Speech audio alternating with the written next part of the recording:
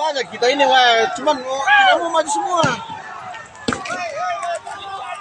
3 orang dilaporkan tewas dalam bentrok pekerja lokal dan pekerja asing di perusahaan tambang nikel PT Gunbuster Nickel Industry GNI di Morowali Utara, Sulawesi Tengah.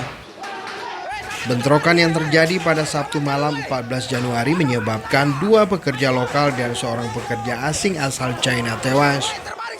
Polisi menangkap 69 orang yang diduga terlibat dalam bentrokan tersebut. Dikutip berbagai sumber, bentrokan dilaporkan terjadi pada Sabtu malam sekitar pukul 21.20 waktu Indonesia Tengah. Bentrokan pecah usai para pekerja yang sebelumnya berunjuk rasa melakukan mogok kerja. Buruh yang mogok kemudian memaksa masuk ke lingkungan perusahaan untuk mengajak buruh lain. Namun mereka diadang oleh kelompok buruh lain termasuk para tenaga kerja asing.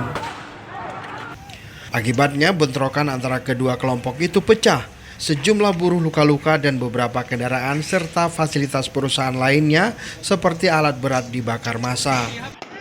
Tim gabungan yang dipimpin Kapolres Morowali Utara kemudian berhasil membubarkan massa dan situasi pun kembali kondusif dan terkendali.